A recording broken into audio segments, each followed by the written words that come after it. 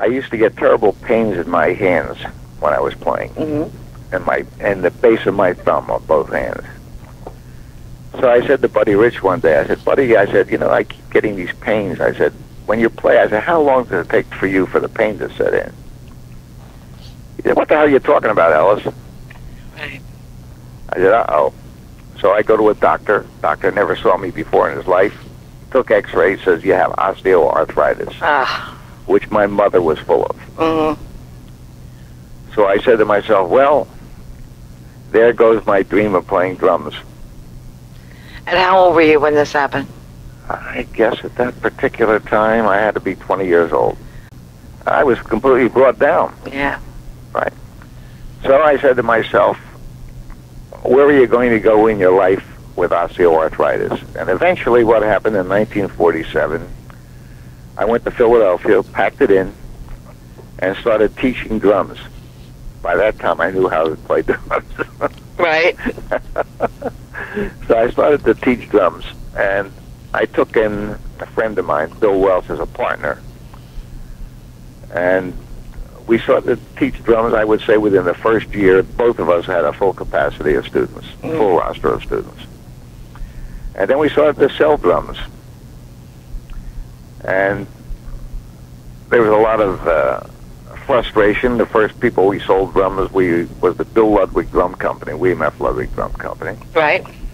And Philadelphia in those days, all they used to sell was Slingerland drums. Right. Everybody sold Slingerland drums because Gene Krupa played Slingerland drums, and that's what the kids went for. Yeah, right. And we were selling Ludwig drums. We had gotten an exclusive on it, and I don't know whether it was within the first year.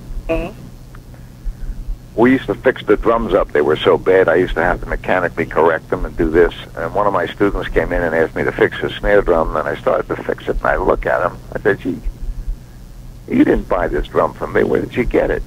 He said, 8th Street Music. Eddie Hirschman and his brother used to run the place. Okay.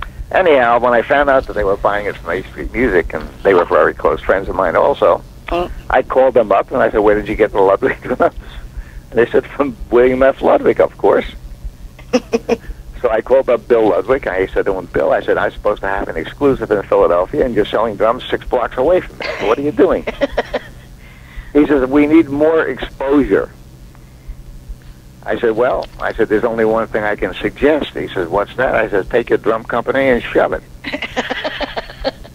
And after that, we started to sell Gretsch drums and Slingerland drums, and later on, a guy named Henry Grossman walked in the store, but that's later on. And at that time, I was still burning from the Ludwig thing, and Henry Grossman said, gee, Ellis, he said, we heard all about you. He says, I'd like to talk to you. And he showed me some holders, Swivel-matic drum holders. How are they?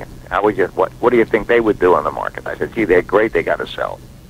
He said, I also bought a drum company.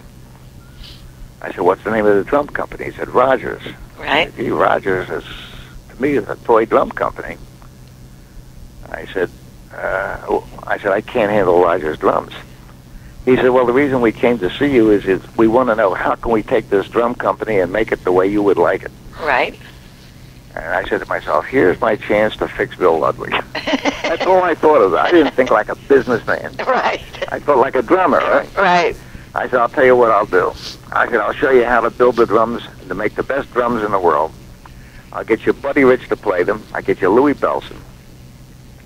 I'll show you how to do drum clinics, because we had been doing drum clinics in the store, not in the store, in the studio in 1947. In 1948, we started doing drum clinics. Right. I said, I'll even show you how to build the best snare drum in the world. So I designed a Dyna-Sonic snare drum. Okay. Right? I never asked for royalties.